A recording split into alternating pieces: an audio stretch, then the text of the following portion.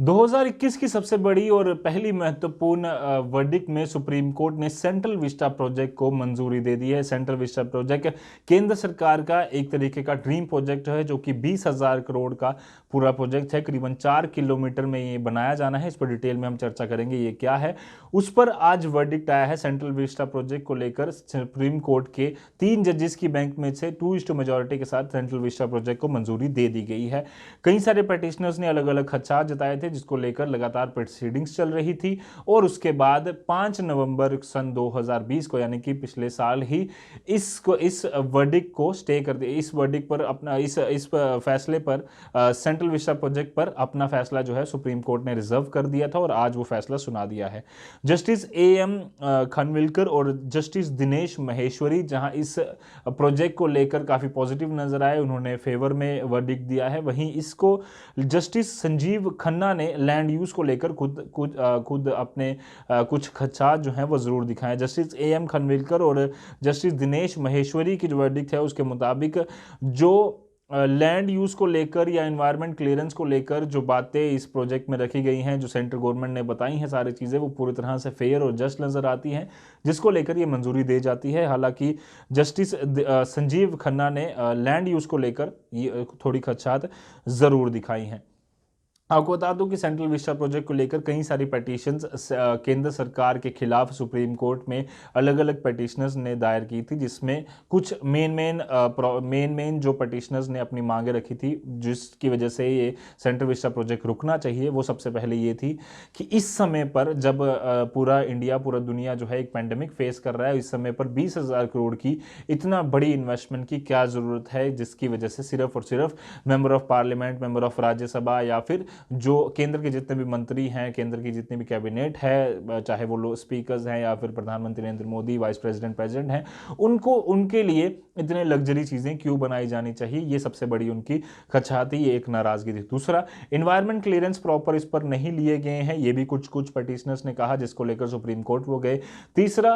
Delhi development authority से जो land use को लेकर जो मंजूरियां ली गई हैं और एक सेंट्रल विस्टा प्रोजेक्ट पूरी तरह से जो बनाया जाना है, उसको लेकर भी पिटिशनर्स ने कहा था कि ये उनके DDA के पास प्रॉपर अथॉरिटीज नहीं है कि वो लैंड यूज पर परमिशन दे पाए, जिसके बाद पिटिशनर्स की जो बातें हैं सुप्रीम कोर्ट लगातार सुन रहा था। अक्टूबर के आखिरी हफ्ते और नवंबर के पहले हफ्ते सारी हेयरिंग्स जो हैं वो हो चुकी थी और 5 नवंबर सन 2020 को इस पर फैसला रिजर्व कर दिया गया था। हालांकि ये भी बीच में बात ये निकल कर आई कि क्योंकि सेंट्रल गवर्नमेंट ने ये जो कॉन्ट्रैक्ट है, इसका जो ठेका है, वो गुजरात बेस्ड एक कंपनी को दे दिया है, जो कि ऑलरेडी कई सारे प्रोजेक्ट्स कर चुका है। उस कंपनी को अगर दे दिया है तो हो सकता है कि जल्द से ही इस प्रोजेक्ट को शुरुआत कर दी जाए, कंस्ट्रक्शन वर्क शुरू हो जाए। अब उसके बाद सुप्रीम कोर्ट ने 7 दिसंबर सन 2020 को केंद्र सरकार को ये कहा, अपने एक स्टेटमेंट में उन्होंने कहा कि इस पर तब तक कंस्ट्रक्शन शुरू नहीं की जा सकती जब तक एक प्रॉपर वर्डिक्ट जो है सुप्रीम कोर्ट की जो बेंच है उसकी तरफ से नहीं आ जाता। जिसके बाद लोकसभा स्पीकर ने अर्जेंटली एक हेयरिंग की, उसमें कहा कि 9 दिसंबर सन 2020 को प्रधानमंत्री नरेंद्र मोदी इसको ग्राउंड ब्रेकिंग सेरेमनी एक करेंगे, जिसके बाद 9 दिसंबर को वो सेरेमनी हुई। जिसके बाद पिटिशनर्स लगातार कहते रहे, ये मांग कई सारी जगहों से आती रही कि क्या सुप्रीम कोर्ट के ये स्टेटमेंट की अवहेलना नहीं है, जिस पर कई सारी क्लैरिफिकेशन भी आई कि किसी भी प्रोजेक्ट पर वर्डिक्ट आना या स्टे लगना इसका मतलब ये नहीं है कि कंस्ट्रक्शन की जा सकती है। ये सेंट्रल गवर्नमेंट को उन्होंने कहा। वहीं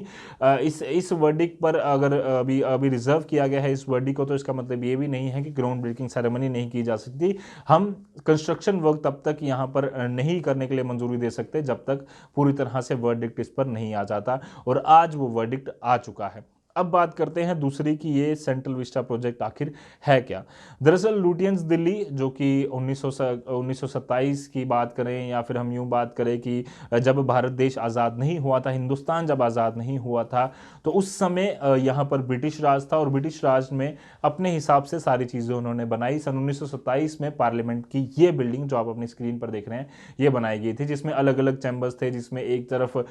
लोकसभा का सदन जहाँ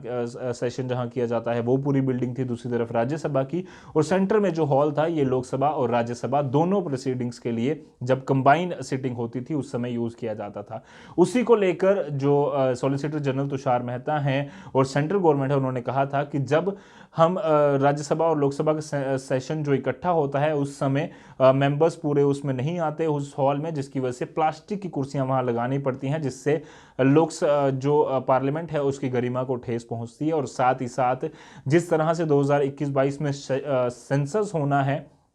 उससे भी आने वाले समय में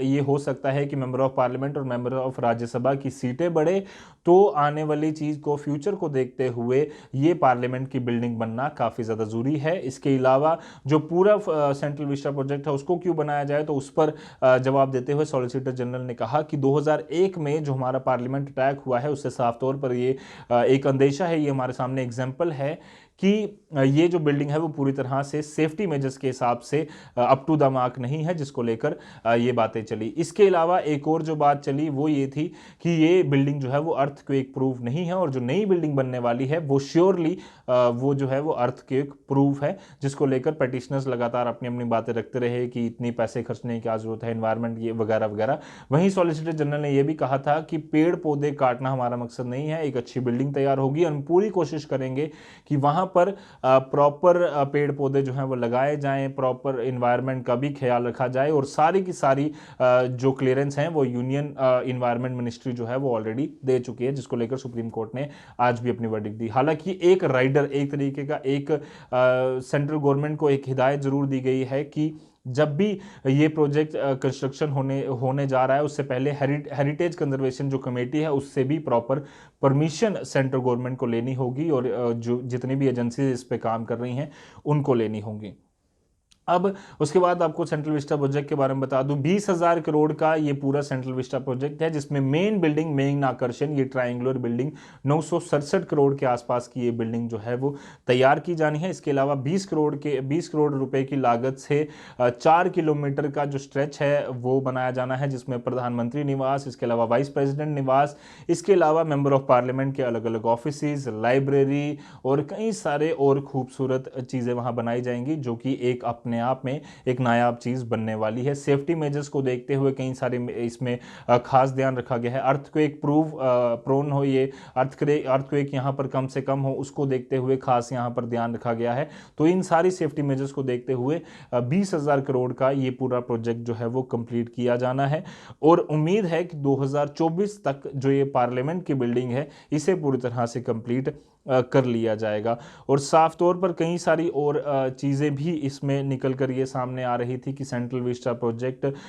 जो इस समय पेंडेमिक के दौरान किया जाना सही है या नहीं है, उसको सेंट्रल गवर्नमेंट, उसको जो सुप्रीम कोर्ट है उसने अपनी जो वर्डिक्ट है वो दे दी है कि 2:1 रेशो के साथ सेंट्रल विस्टा प्रोजेक्ट को मंजूरी मिल चुकी है। और ये जो नई पुरानी बिल्डिंग आप हमें देखा करते थे, अब इस तरह की कुछ नई बिल्डिंग जो हमारे सामने स्ट्रक्चर आया है, जो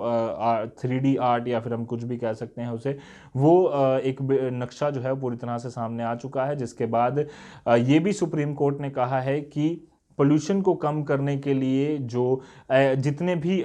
कोशिशें की जा सकती हैं वो आपको करनी चाहिए। जिस तरह से कुछ गैस कंट्रोल करने के लिए जो इक्विपमेंट्स लगने हैं, या फिर जो जितने भी प्रोग्राम्स आपने तैयार करने हैं वो उसी तरह से तैयार किए जाएं जिससे कम से कम एनवायरनमेंट को नुकसान हो, पोल्यूशन कम से कम हो, और साथ ही साथ ये भी ख्याल रखा जाए कि जितना हो सके पब्लिक मनी का सही से सही इस्तेमाल हो। सेंट्रल गवर्नमेंट लगातार ये कहती रही है कि इस बिल्डिंग की काफ़ी ज़्यादा ज़रूरत है, और आने वाले समय में जिस तरह से सेंसस होगा या फिर जब पार्लियामेंट की सीटें बढ़ेंगी तो उस समय ये ना हो कि अगर 1000 के ऊपर सीटें चले जाती हैं, जो इस समय 544 के आसपास हैं, अगर वो सीटें बढ़ जाती हैं बाद में तो हमारे पास बैठने के लिए जगह नहीं है। बाकी आपकी इसके बारे में क्या राय है, आप अपने कमेंट सेक्शन में हमारे ज़रूर बता सकते हैं कि ये किस तरह का प्रोजेक्ट है, क्या सच में ये खूबसूरती देश की बढ़ाएगा, और जिस तरह से सेंट्रल गवर्नमेंट ने रिक्वायरमेंट्स की बात की है उनकी रिक्वायरमेंट के हिसाब से ये इस समय बनना ज़रूरी है, या फिर आपकी कुछ और ओपिनियन है, कुछ और राय है, हमारे साथ ज़रूर साझा करें। फिलहाल के लिए मुझे मेरे कैमरामैन कमल सिंह को दीजिए इजाज़त। धन्यवाद।